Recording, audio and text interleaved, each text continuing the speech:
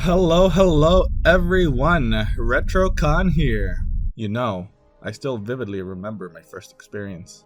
I remember the thrill, the rush of the event. I remember the intoxicating mixture of adrenaline and dopamine. My eyes would dilate, my skin would begin to perspire, and my heart would palpitate. My mind was singularly focused on the experience. It invoked a powerful state of euphoria. As weeks turned to months, and months to years, the sensations waned, and I resorted to stronger and more intense paraphernalia to invoke just a fraction of the experiences I had come to crave. Before I knew it, my life had devolved into a shallow whimper of its former self, and I had found that every second of my life was now devoted solely to satisfy this addiction. My prelude into this foray began innocuously. I cannot recant a singular item as the catalyst. It was simply too long ago.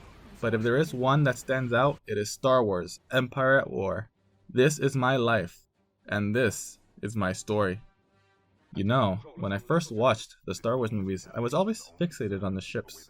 Was it because they looked cool, or because I liked the colorful lasers they emitted? I mean, yes, partially, but whenever I saw one explode, I was always thinking, damn, thousands of people with individual lives and families just perished in that single ship. I will give George Lucas credit though, for managing to trivialize these horrific displays of death and destruction. The game was developed by Petroglyph and released February 16, 2006, with Forces of Corruption coming out October of that same year. The only version of the game that can be purchased on Steam is the Gold Pack, which is fantastic because it bundles the Forces of Corruption expansion. This expansion adds a plethora of quality of life features and adds units to all factions in the game, so it should be the default game you play anyways. These were the good old days of the early 2000s, when games still came in discs, DLCs didn't exist, and when computers and laptops included optical disc drives. These drives would contain a drive motor that would spin the disc generally around 1,000 rotations per minute. Meanwhile, a laser diode inside the disk drive would scan a small track of disk to interpret the infinitesimally small grooves on the disk as either zeros or ones. Why did I tell you this? I'm not sure actually, but I digress. Star Wars: Empire at War is a real-time strategy game with many 4X and grand strategy elements. If you have played titles such as Endless Space or Company of Heroes, you might find some features familiar. You can choose one of three factions in the game: the Empire, the Rebellion, or the Consortium. The Empire are a bunch of compulsive Luddites that obsess over symmetry and think that the only way to win wars is to just build bigger and more dangerous triangles. And look, I'm not sure why they felt compelled to give their ships names such as Star Destroyer or Death Star, but this is why PR departments exist. The Rebellion, on the other hand, are a bunch of separatist terrorists who wish to topple the democratically elected Chancellor of the Empire to institute, no doubt, a dictatorship. For some reason, they obsess over asymmetrical ships and prefer to name their ships after letters of the alphabet. Lastly, you have the Consortium. Now, I am not intimately familiar with the lore of Star Wars, but from what I gathered, they are a criminal syndicate only motivated by greed and avarice. For some reason, this ragtag group of bandits are able to match the Empire and the Rebellion in terms of military might, which seems a bit ludicrous to me. Regardless, these three factions duke it out over control of the galaxy. This game will force you to engage in cataclysmic wars of attrition that will claim millions of lives as you vie to take control of the galaxy. There is also an additional skirmish mode that lets you play out battles in space or on land, and in groups of up to 8 players. Buildings are pre-placed, and you simply have to manage buying units, upgrading technologies, and occupying key locations. More on these game modes a bit later. For a game made in 2006, it has held up quite well over the years. There is nothing particularly noteworthy for the models of units by today's standards, although the space units still look great from a distance. However, I cannot get over how fighters and bombers were scaled in relation to the frigates. I understand it was for visibility, but I still found it jarring. UI elements are crisp and look good. Nothing worth noting. It is all great stuff for a game from that era. Additionally, there are plenty of mods that work to enhance the visuals, some more than others. Now, for sound and music, all the sound and music are sourced straight from the franchise, so it is about as good as you can get. The voice acting is also top tier. 10 out of 10, no complaints. When you are playing this game, you can choose one of 3 game modes. You have got Campaign Mode, Galactic Conquest, and Skirmish Mode. These 3 modes play differently, even though they have significant overlap, so it is worth going over them. Campaign Mode is a narrative-driven experience in which you are given a constant stream of objectives that allow you to progress the storyline and unlock new technologies and units. For example, as the Empire, you'll start off being able to build basic ships such as patrol cruisers and acclimator frigates, but towards the end of the campaign you'll have a fleet of Star Destroyers and a planet-killing Death Star. A little side note here, but it should be worth noting that the factions play differently. The Empire primarily uses brute force to expand and grow. They don't really have subtle strategies. Their frigates are able to spawn fighters and bombers, which can be used to overwhelm the enemy, as well as to protect the frigate. The Rebellion, on the other hand, is able to infiltrate planets with small forces. This is great to conquer or sabotage the back lines of the enemy forces. None of their ships deploy units, and so they rely on the purchase and strategic spawning of fighters and bombers to achieve objectives during battles. The Consortium is the last faction, and they are able to perform the same infiltration tactics as the Rebellion, but they also have an explicit sabotage mechanic that allows them to destroy buildings without a ground force. More importantly, they have the corruption mechanic that allows them to link planets for faster travel, and gives them bonuses to planets that range in anything between more credits or the ability to use Ewoks as suicide bombers. With the factions explained, we can now discuss the next game mode, Galactic Conquest.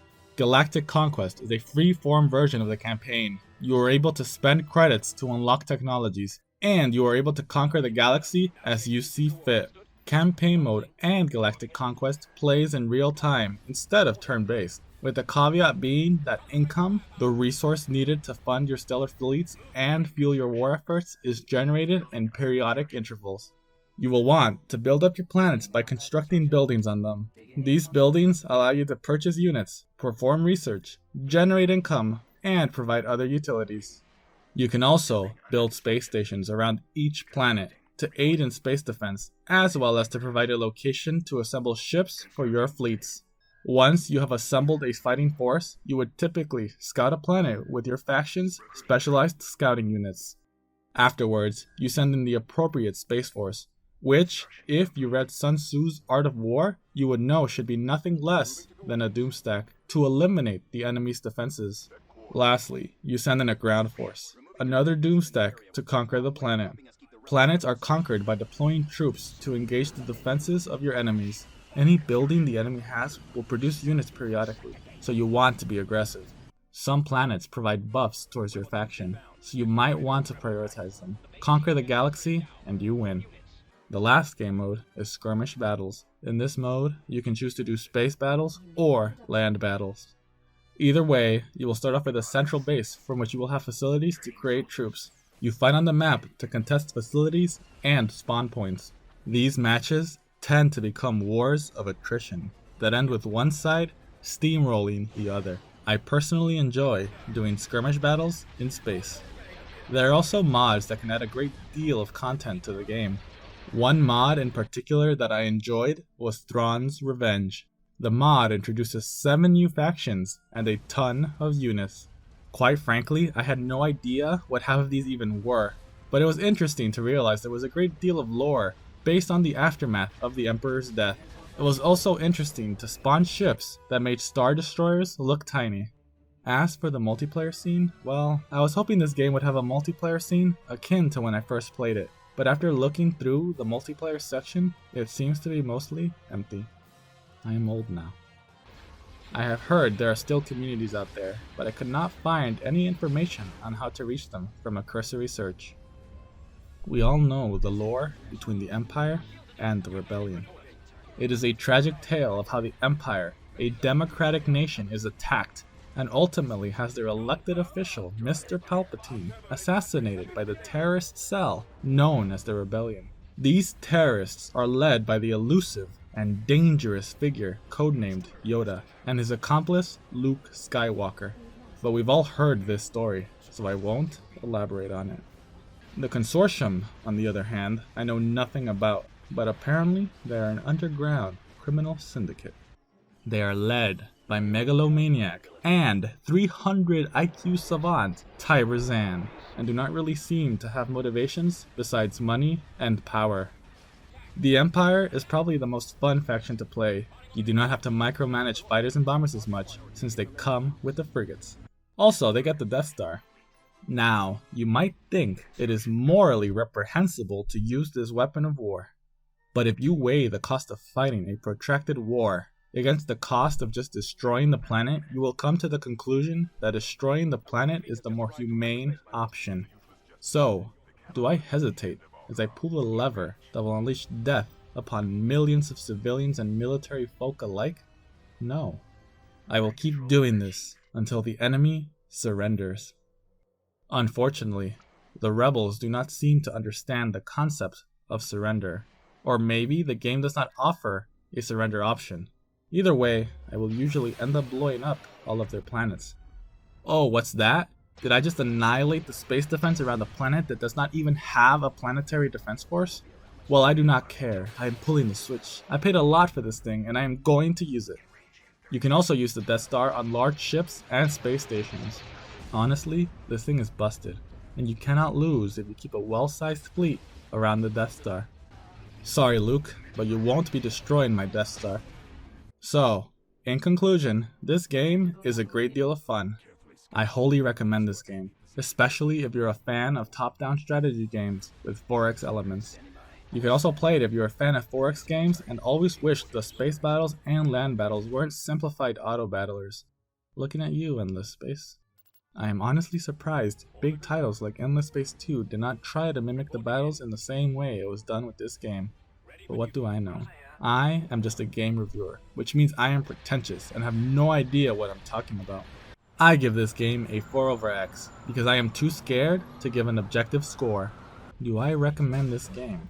Yes, it is a classic that still has appeal, and I had a great deal of fun playing it after so many years. Alright everyone, thanks for watching, and have a beautiful day.